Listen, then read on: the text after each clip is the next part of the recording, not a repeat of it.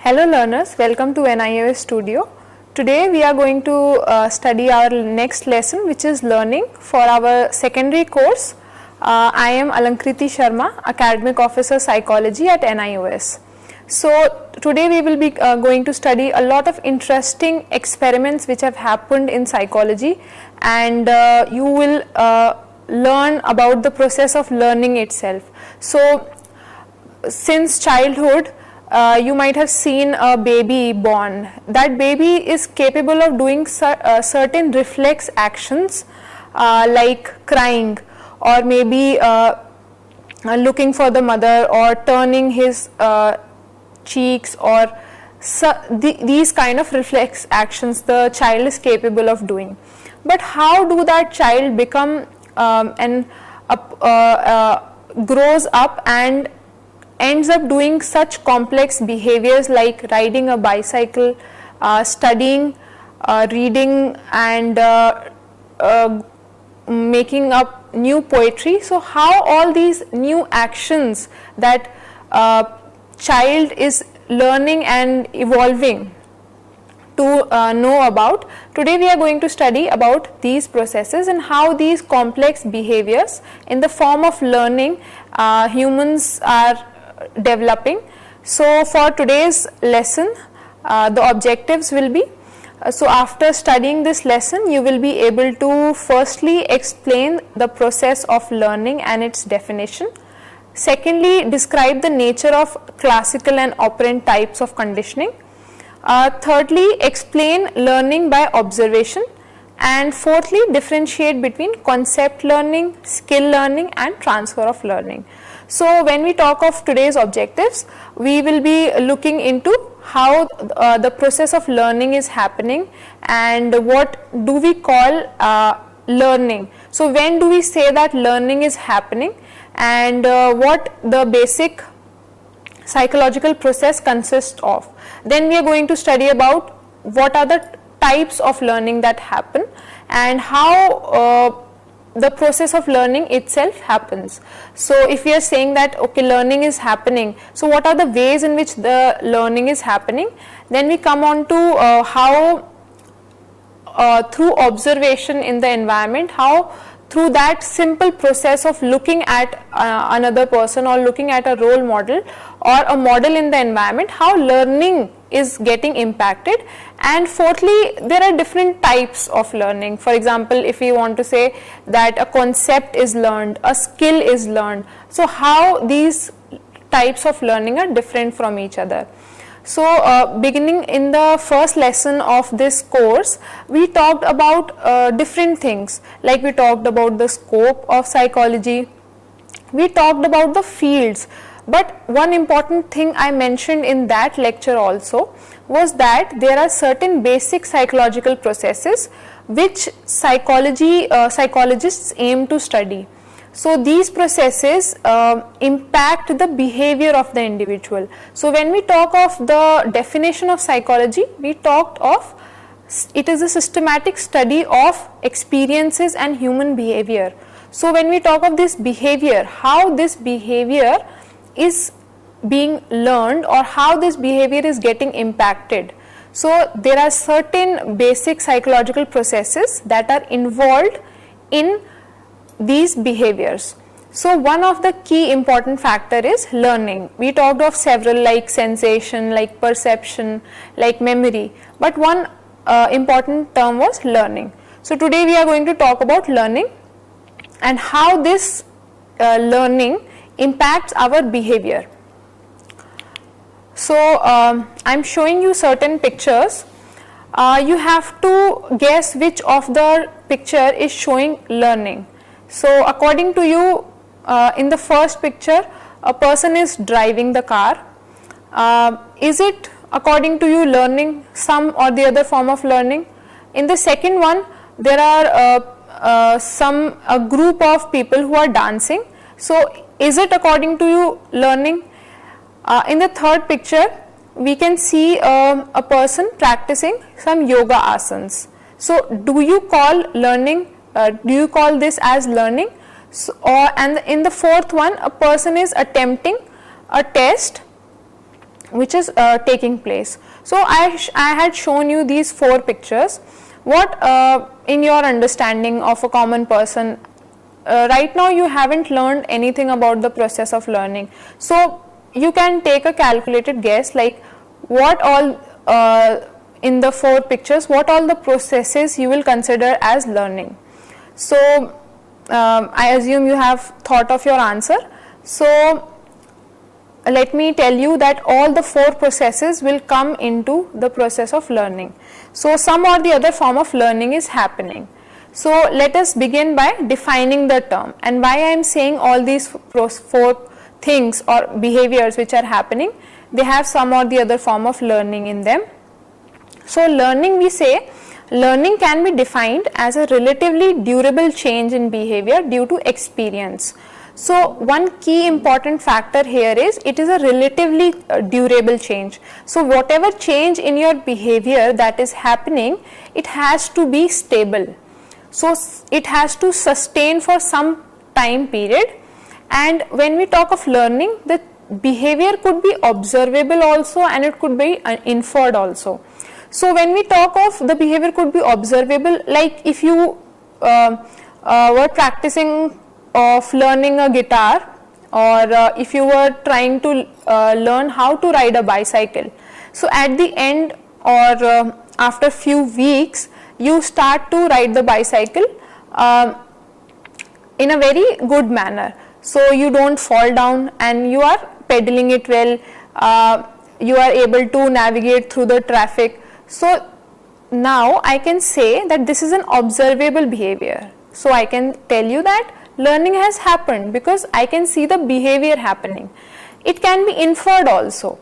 Inferred could be like the behavior change through behavior changes. For example, you have to perform, and you have to perform on a test. So for me, how you are performing in the test could be an observable behavior, but it could be inferred like you are making lesser and lesser mistakes.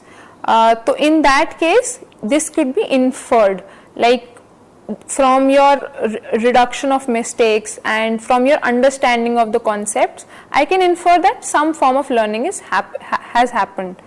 So we also talk of what learning is not. So I have given you a definition. It is taken from your books only, but you have to understand that there are certain things where changes are happening, but we don't consider it to be a learning.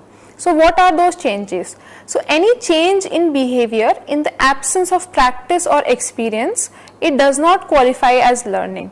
So whatever change in your behavior is resulting due to maybe maturational changes. For example, firstly a child was crawling, then he or she started to stand up, and then at certain ages he or she started to walk.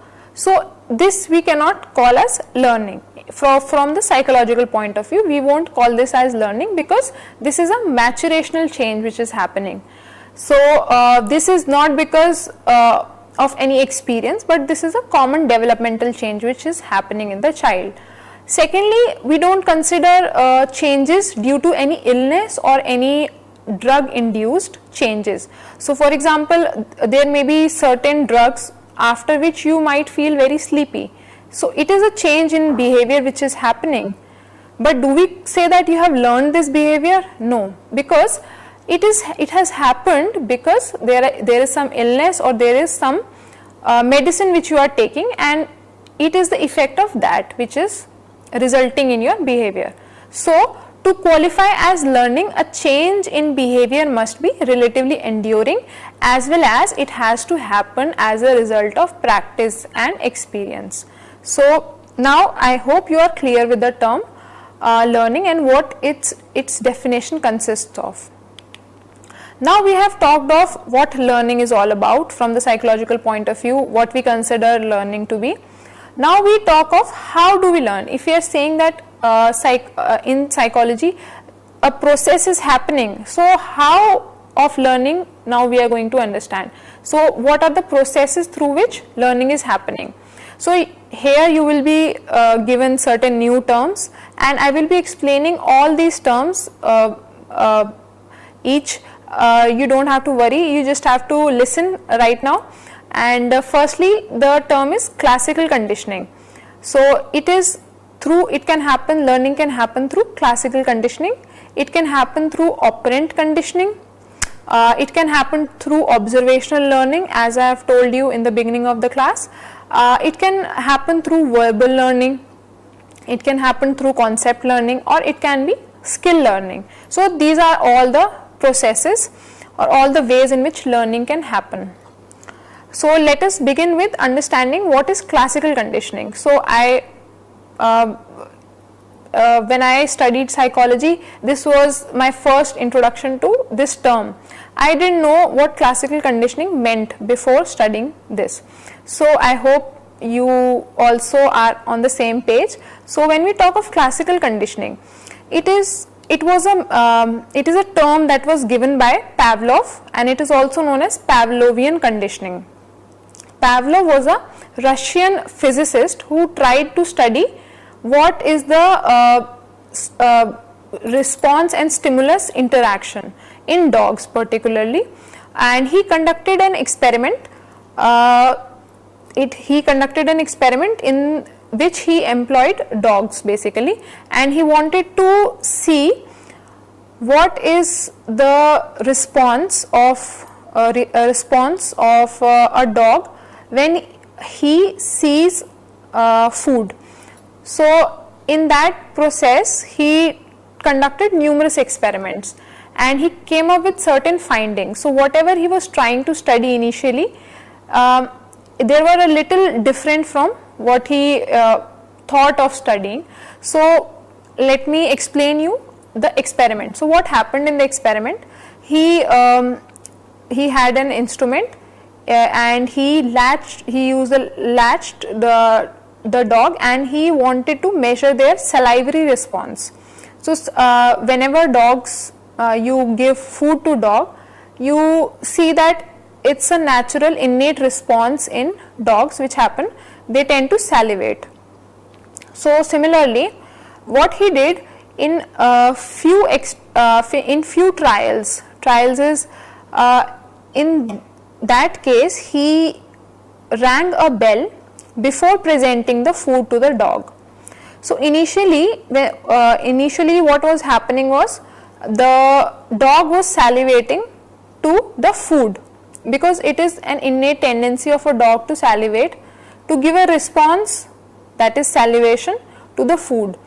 But what happened after few trials in which he rang a bell for 10 seconds approximately, and after that he gave 2 or 3 minutes he gave the dog food. Then he noticed that after few trials the dog started to salivate on the bell itself. So this is called as classical conditioning. So what is happening? I will give you a brief. He basically presented the food in different conditions and then he tried to study their responses. So what happened is, before conditioning the dog was salivating to the unconditional stimulus, that is food. So why we are saying this to be unconditional stimulus is because it is a natural response of the dog to salivate on seeing food.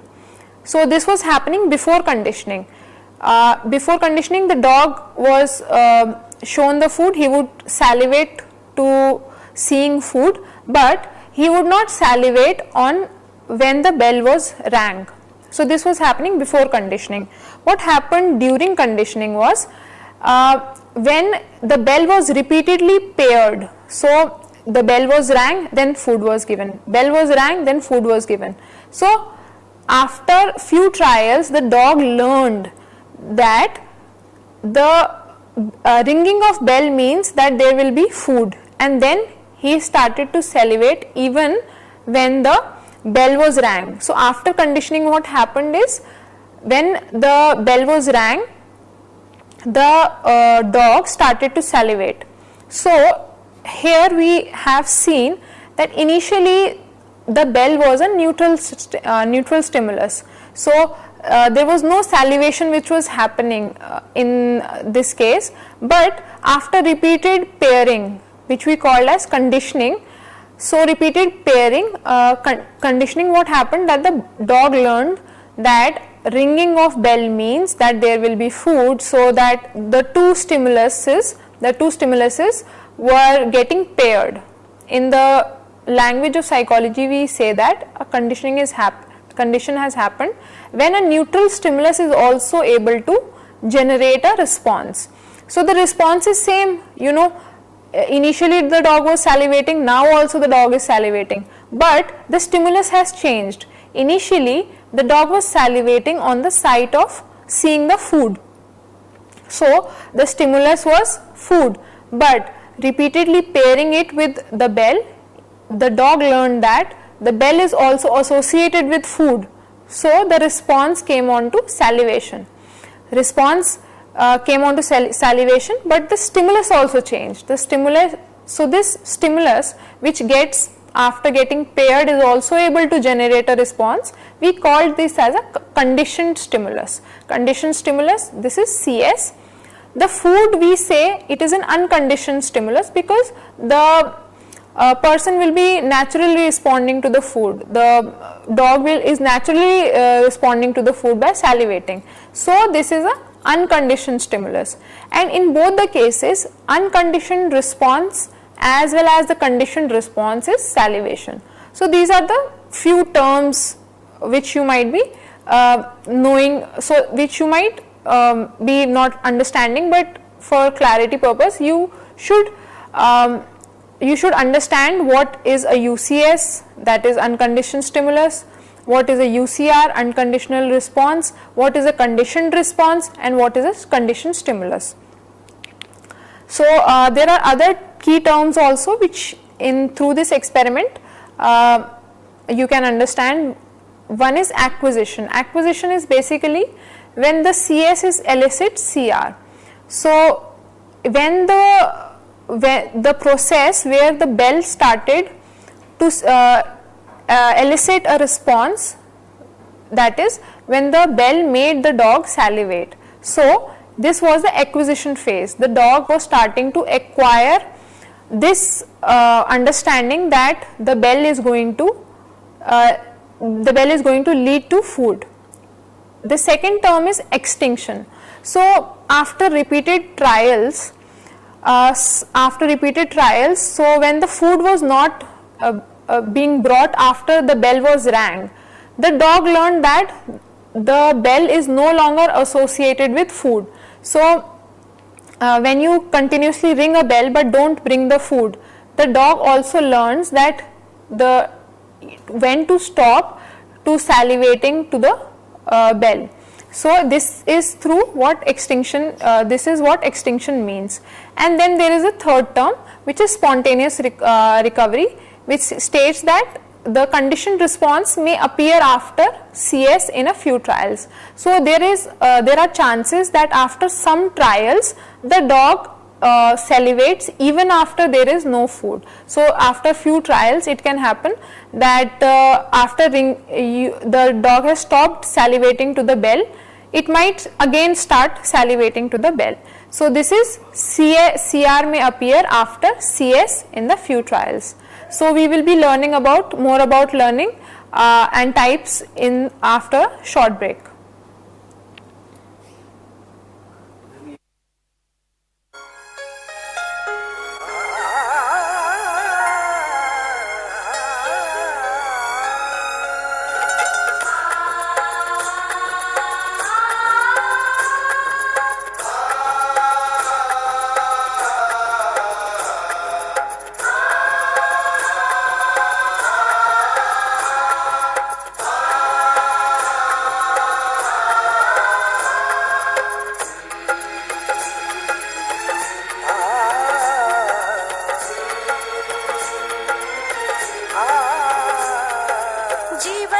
प्रकाशित करने राहों को आलोकित करने, जीवन ये प्रकाशित करने राहों को आलोकित करने, हम अपना दी दीपक स्वयं बने हम, अपना रास्ता स्वयं चुने। अपना दीपक स्वयं बने हम, अपना रास्ता स्वयं चुने। जीवन ये प्रकाशित करने, राहों को आलोकित करने।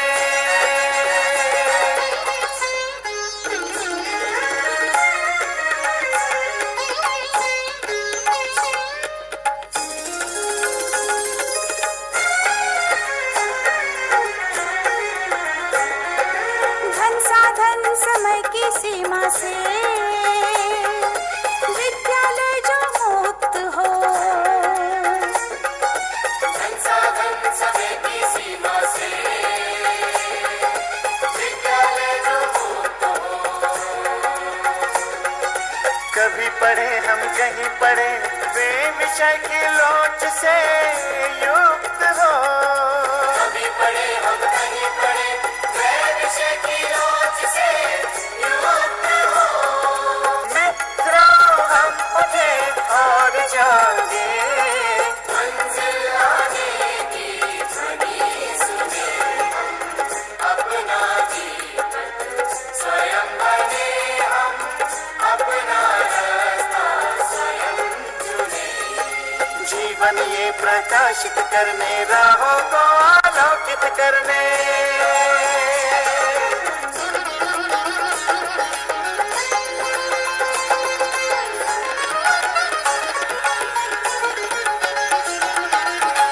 राष्ट्रीय मुक्त विद्यालय का है द्वार खुला सबकी खातिर।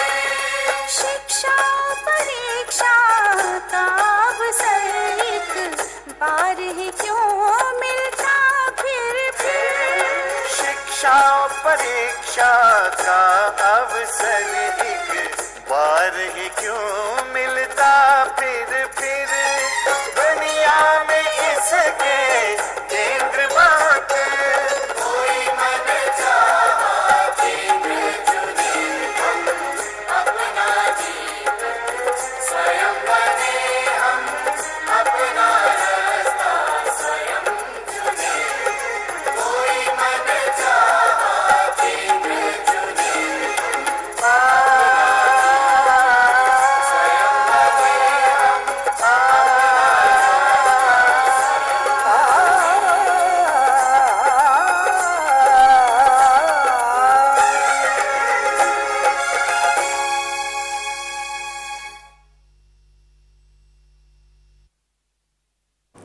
So welcome back learners. We were studying about classical conditioning. I talked about the key terms and how the process of conditioning is happening. So you might think that this was an experiment which happened on the dogs. So how does it relate to my life? Does conditioning also happen in humans? Or this kind of learning is valid for humans also? So you might think in different situation numerous types of classical conditioning happens. For example, a common phenomena of classical conditioning is it is used by advertisements a lot. So when they are trying to advertise a car, they will use the emotion of happiness and they will try to use this stimulus of happiness to the car. So they are trying to closely associate two stimulus.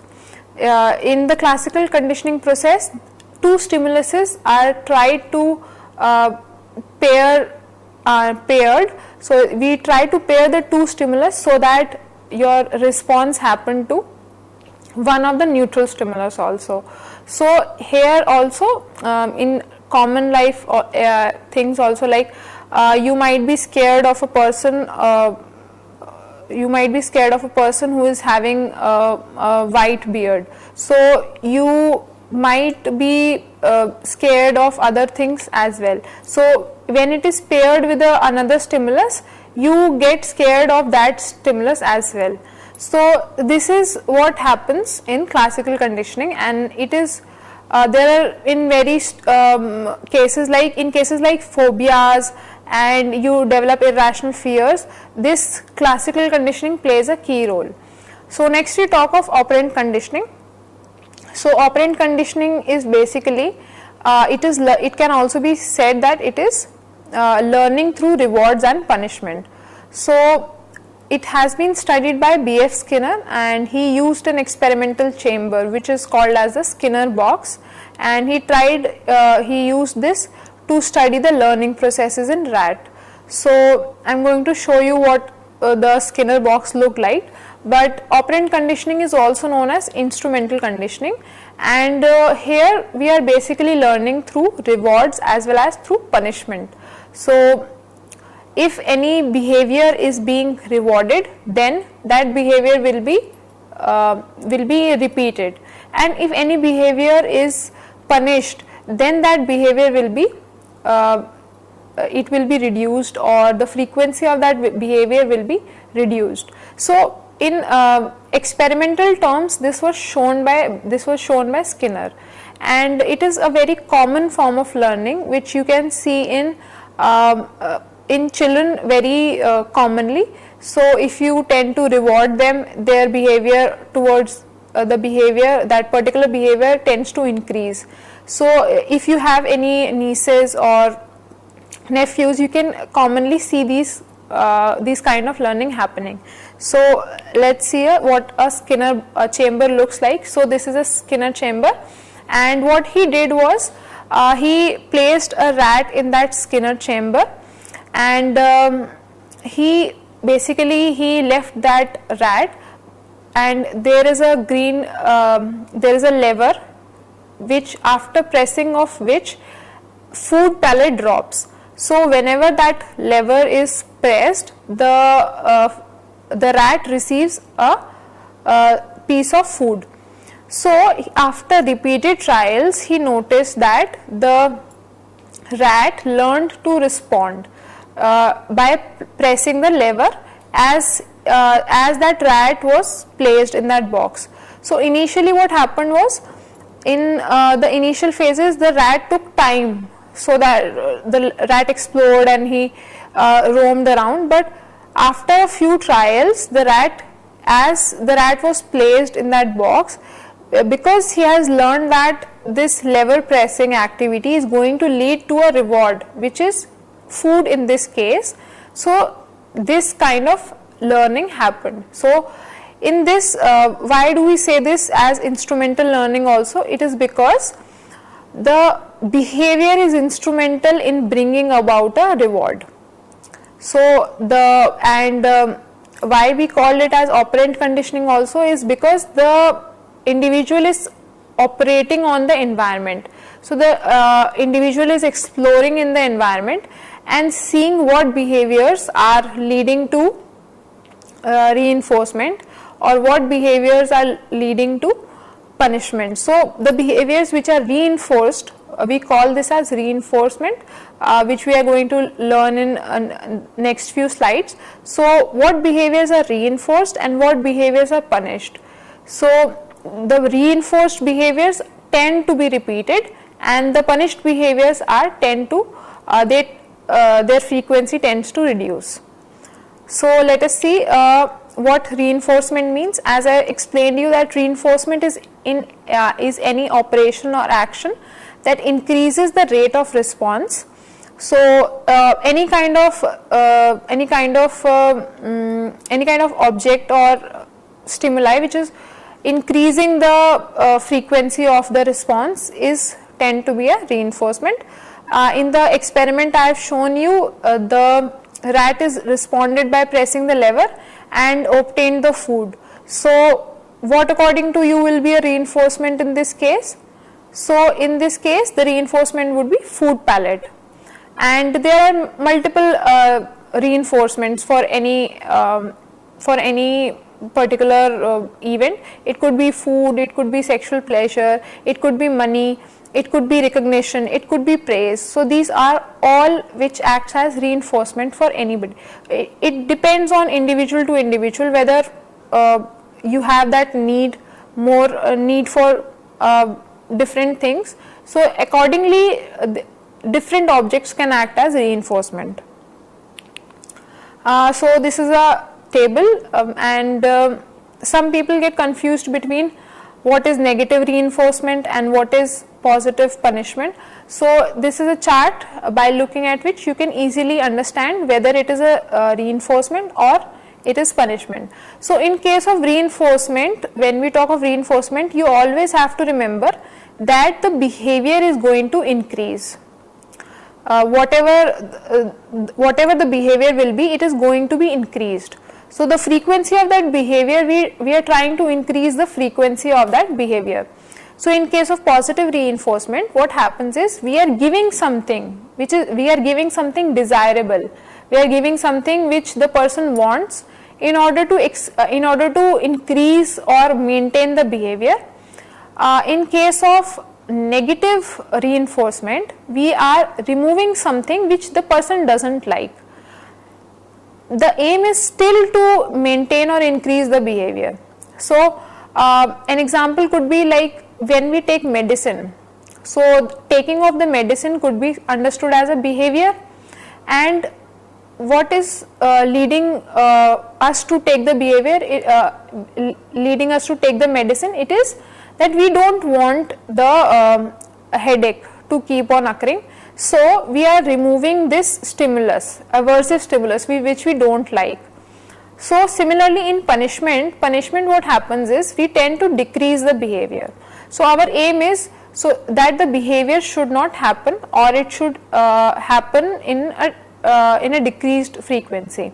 So in positive punishment, we apply an aversive stimulus to decrease the behavior, so that the behavior is decreased. So usually spanking a child is considered to be a positive punishment. It comes in the quadrant of positive punishment. In case of negative punishment, it is basically a removal of a positive stimulus to decrease the behavior. So suppose you don't want, suppose a mother doesn't want that her children should fight among themselves, so that mother tells them that you won't get any movie time or TV time if you will keep on fighting. So when you stop fighting, so you are decreasing this behavior of fighting, and you are, by removing a pleasant stimulus, by removing that you won't be able to watch television if you keep on fighting. So this can be an example of negative punishment. I have already explained you what positive reinforcement is. It refers to adding something positive to increase the likelihood of a desired outcome. Example, praising a child when he or she wakes up early and makes his or her bed. Next we talk of negative reinforcement. Basically it refers to detracting something. So we are removing something. Negative here doesn't mean that the behavior is reduced. The behavior is still increasing, but we are basically removing something negative. So and the behavior is still increasing. So example I already gave you, like eating a medicine to reduce headache. So these were the two key important things that we need to understand if we want to understand operant conditioning better. Next we talk of schedules of reinforcement. So now I have told you, like there are certain reinforcing things, there are certain punishing things. So some objects act as reinforcement, but when do they act as reinforcement? So there it could be like whenever you do something good, you are given a chocolate, and it could another thing could be whenever or sometimes you are given a chocolate whenever you do good things, but not after every good thing that you do. So these we call as a schedules of reinforcement, when we are going to give reinforcement. So the timing of reinforcement we call that schedules of reinforcement. So in continuous reinforcement, every correct response is reinforced, whereas in partial or intermittent reinforcement, only correct responses are reinforced only sometimes. So when is continuous reinforcement useful? It is useful for establishing or strengthening new behaviors. So when you are learning new behaviors, at that time continuous reinforcement is good. For example, you are you are learning a new subject and you attend the classes regularly. So after every class you are given praise, or your teacher praises you or basically gives you positive reinforcement.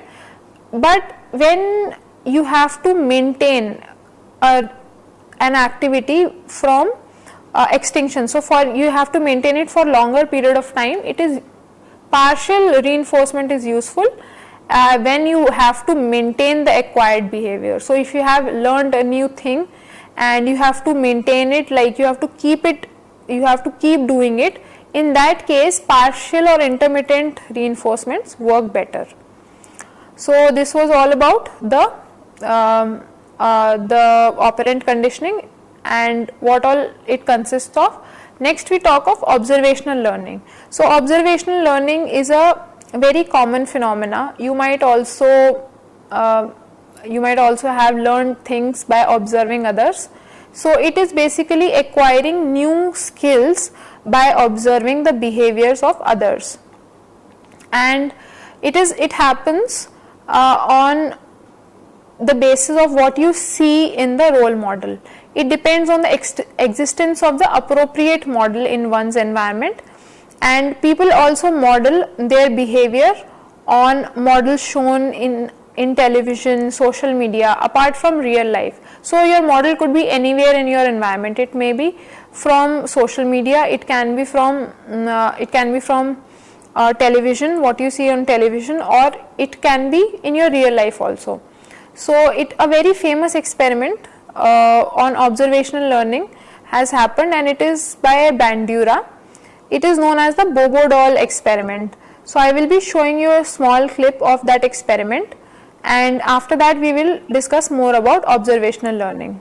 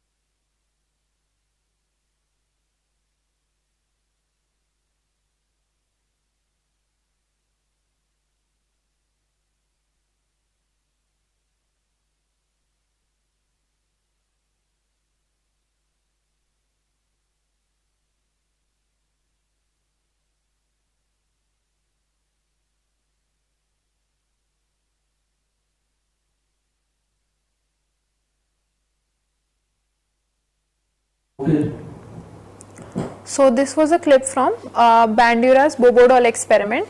So you have seen that when the child was shown the video of a person who was showing aggression towards the Bobo doll. So this was the Bobo doll in the video that you saw just now.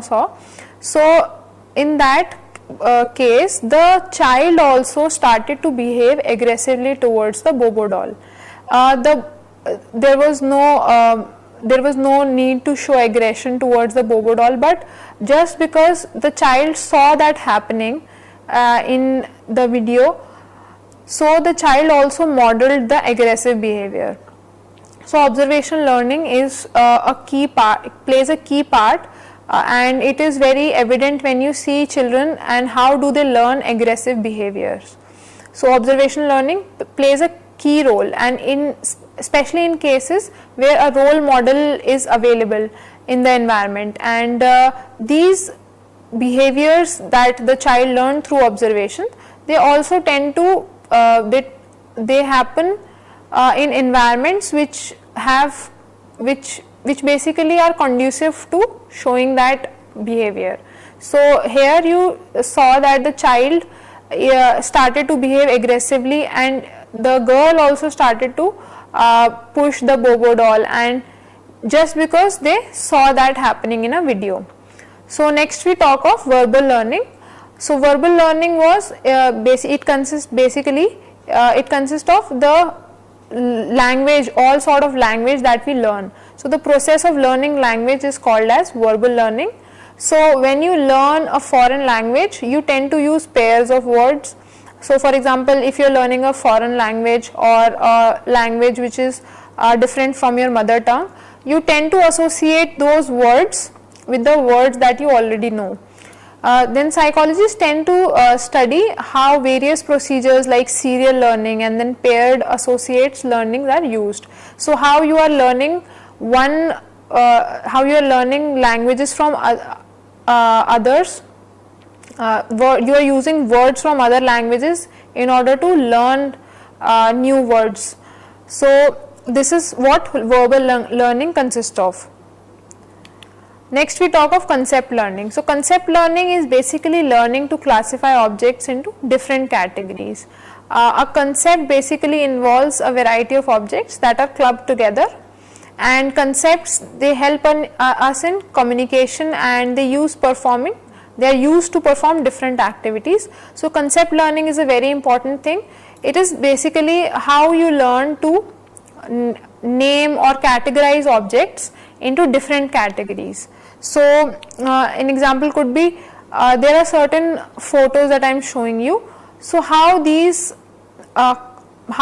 things are represented in your brain, how do you learn that these objects belong to a particular category. So the concepts can be natural and they can be artificial as well, and they can be concrete or abstract as well. For example, plants and furniture or vegetables, these can be considered to be concrete objects, concrete concepts, like you have a physical object that represents that concept. But for justice or for democracy, these are abstract concepts.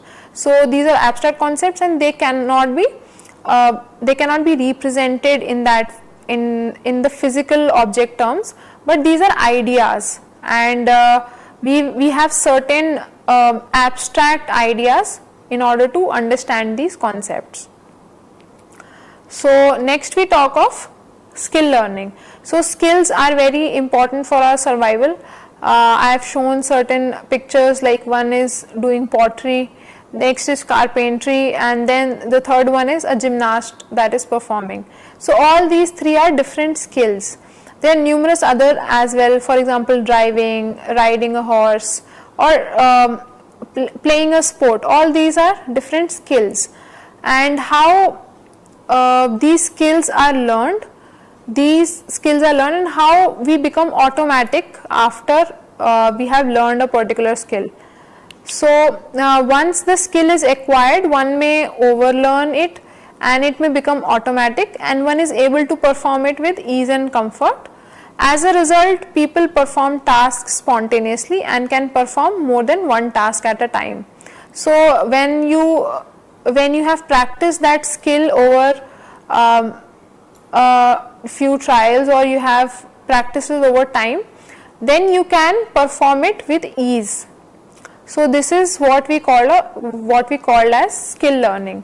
So in this chapter you have learnt all the basics about the process of learning, what learning consists of, and what we say, when we say that learning, this is not learning, and when we say that learning has happened. You have also studied about things, how things help you to learn and what things can be useful. So all learning about all these things, how can we use these things in our daily life? So for this we have a thing called transfer of training. So when learning is happening, how do you bring that learning into your daily life? So transfer of training basically refers to the process of using earlier learning in new situation. For example, using operations learned in classroom in a marketplace for calculating price. So transfer of training is you have learned something in your life and then you are using that knowledge to solve newer situations or newer problems. So when we talk of transfer of training, there are three types of transfer of training which can happen. One is the positive transfer of training.